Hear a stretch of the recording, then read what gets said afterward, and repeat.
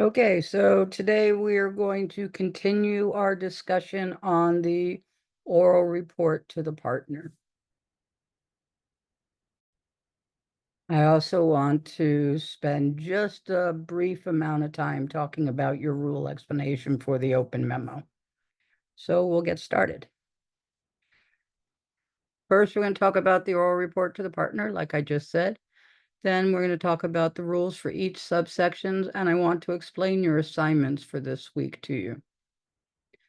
Beginning with the oral report, the one thing you need to remember is the oral report is not just an oral report. It also includes an email component, and the email component also is scores. So how does this all break down? Well, your oral report is broken down into 3 different subsections, 4 if you count the email component. So if you take a look at the instructions sheet, and I implore you to take a look at the score sheet, it will show you exactly what's being broken down and exactly how you're going to be graded. But to begin with, the first 2 sections of the score sheet are both substantive. One is called substance, one is called preparation. The third part is called style and presentation. And the fourth part is the scoring for the email component. To do any of this, including the email, it requires advanced preparation on your part. The structure should be familiar. You are basically going to be giving me a CREAC for both the email and for the oral report. The email is going to be very, very brief. It's just going to give me conclusions and the cases that you are relying on. But in your oral report, you're going to give me a conclusion, you're going to give me the rules, you're going to explain and apply the law, and you're going to close with a conclusion. This is not a monologue. I may break in and ask you questions. You need to be prepared for that.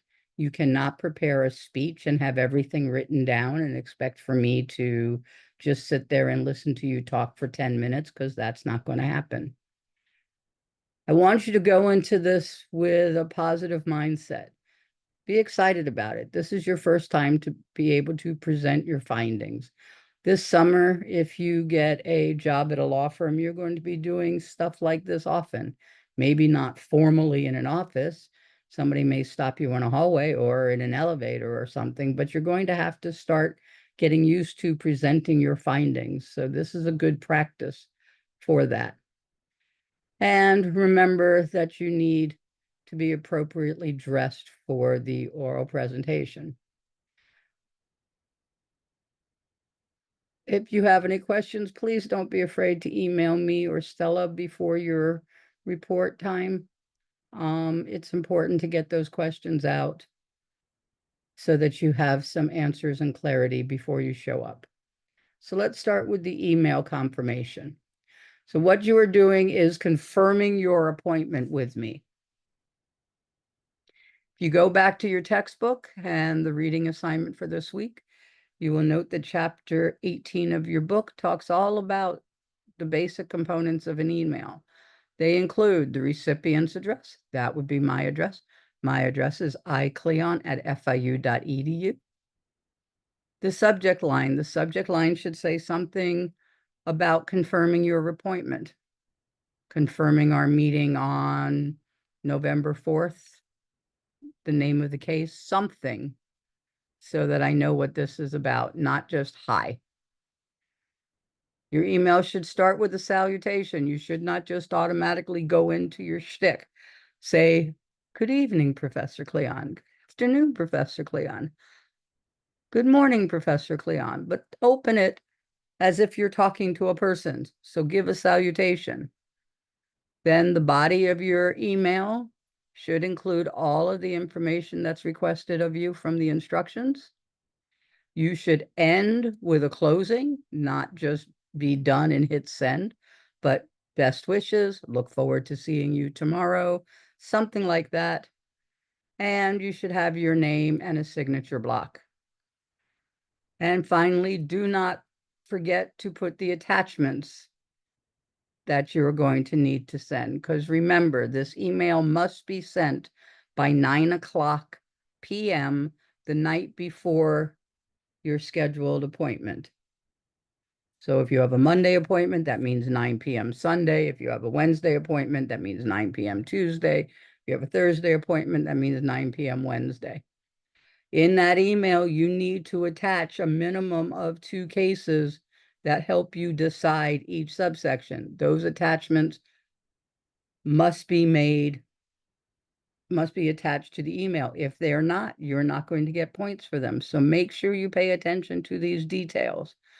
And finally, your book talks about needing a confidentiality warning. Considering there are no real clients and no real law firms involved in this, you do not need a confidentiality warning at the end of your email. So remember, your email itself should be a confirmation, confirming your appointment date and time. Then it should be your conclusions regarding what you were asked to address.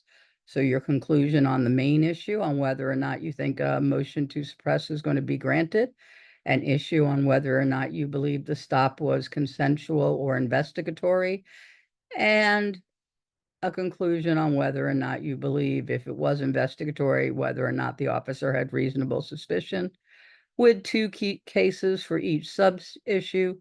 Your email should cite those cases in proper citation form. Do not send me a hyperlink to Westlaw or Lexis. I want a real citation. And I also want a brief description of the holding of the case and why you think it applies to your case. That's the email component, worth 20 points out of this 100-point project. Now the oral report. Remember, you need to be dressed in business casual.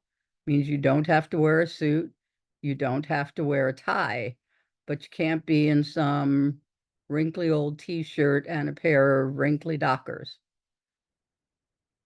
It could be a nice dress, it could be a pants outfit, it could be a nice polo and a pair of regular pants, not jeans. But your appearance needs to be business casual. Next, when you walk into my door, please avoid doing something like this. Good morning. First, I will discuss whether Miss Packer's encounter with the police was consensual encounter or an investigatory stop. Then, presuming that the stop was investigatory, I will discuss whether the officers had reasonable suspicion to conduct the stop. I'm not a dog. I am a human being. I deserve at least for you to say, good morning. Is this a good time? Good afternoon. How are you today? Something to indicate that the person sitting across the desk from you is human before you start unloading all of the stuff that you have to do. Once you have made pleasantries, you should begin with context and your conclusion.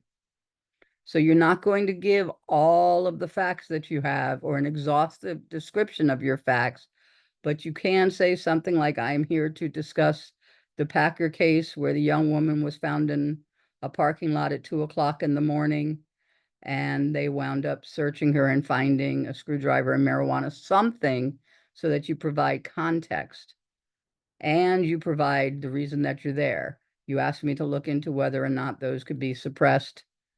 My answer is yes or no. Make sure that you show me that you understand what the issue is. Then you're going to state the rule for the motion to suppress. You're going to state the rule for police encounters. You're going to state the rule for reasonable suspicion. You're going to explain those rules and you are going to apply those rules. When the appointment is over, you're going to remind the listener or me, considering I'm that listener, of your conclusion. Make sure when you're explaining the rules that you are not just telling me about things, but that you are using cases, that you are telling me what happened in a case and making analogies. You can bring cases with you. That would be great. You can share the case with me. You can highlight the case so I can see where you're talking about. All of those things would be wonderful to help. You can also bring notes, but your notes should help you, not hinder you in your presentation. Do not bring a script. Do not intend to sit there and read from the corner of one page to the bottom corner of another page without looking up. That will not bode well. Make sure you don't leave me out. Make sure that I'm following you along the way. Make sure that you're very clear on where you're at. If you bring a script, if you lose your place, it's going to take you 2 or 3 minutes to try to find that place. You don't have that time. So I recommend an outline or bullet points for you to look down at, but nothing that is going to lead you to want to read to me. Not only should you have your notes, but you should also bring a notebook and a pen. Because at the end of this meeting, and maybe even during this meeting, I'm going to be asking you questions. Those questions should be something that you should be thinking about in relationship to your paper. Remember, you're presenting your findings to me, which then need to be presented in the discussion section draft, which is due the Sunday after oral reports. And part of this meeting is to help make sure that you're on the right track or to ask you questions to bring you to the right track. Note taking, I'm going to be taking notes because I'm grading you. You should be taking notes on the things that I'm saying to help you make a better paper. As far as timing goes, I will manage your time. Do not take it personally. I am running these appointments back to back to back to back, so I have to have somebody in and out in 15 minutes tops because the next person is waiting at the door. So you should plan on reporting to me for 9 to 11 minutes. And then whatever time we have, I will give you feedback for somewhere between 3 and 5 minutes. Make sure when you come to the appointment that you're prepared to call me Professor Cleon and not Alexandra Lucas, because I am not she. That's it for oral reports and the email component. But while I have you here, I want to talk to you for a few minutes about the rules for your subsections. You need to work on those this week, considering you're going to have to present them to me during your oral arguments and you need them for your draft. So remember, as we talked about in class, your main heading for this open memo has to do with whether or not the court is going to grant a motion to suppress the alleged burglary tool and cannabis on grounds that the officer's seizure of the evidence was illegal. That's your main point heading. Phrase it however you want. Make sure you have all the components, but that's the subject. Then you're going to have your roadmap section, but then you have 2 subsections. Your first subsection is going to be determining whether the encounter was consensual or investigatory. Your second subsection is going to be determining whether the officer had reasonable suspicion for the stop. So for consensual or investigatory, remember, in your rule, you are going to need to discuss, if not the 3 levels of police encounters, at least the 2 levels of police encounters, because hopefully you disposed of arrest as open and obvious in your roadmap section. You need to discuss what the person who has been stopped, whether they feel free to leave and what that means and what that looks like. You need to discuss when an encounter becomes investigatory, meaning you need to consider whether or not a consensual encounter can move or change or evolve into an investigatory stop. And if so, what happens to make that occur? And you need to consider whether or not you want to discuss reasonable suspicion, because is reasonable suspicion a part of consensual encounters? Do you need reasonable suspicion for a consensual encounter? So all of those things I want you to think about when you are putting together your rule statement for that subsection. For your second subsection, or subsection B, for reasonable suspicion, you're going to need to have the definition of reasonable suspicion. Then you're going to need to determine whether or not there's a test to prove whether or not there was reasonable suspicion. What do you consider? Are there factors? Are there quality of factors? Are there quantity of factors? Is this an all or nothing approach? Is it an element approach? Is it a totality of the circumstances approach? You need to have all of that in your rule, and you need to have any additional helper rules that there may be. So to help you on your way, I have a group assignment for you this week. Your group assignment will be to work on the rule statement for subsection A. Here's a list of the people in your group. It's going to be assigned to all of you. You do not need to memorize this slide. I'd just like you to easily know who it is. And this is your assignment. Based on your research to date, write the rule statement for subsection A.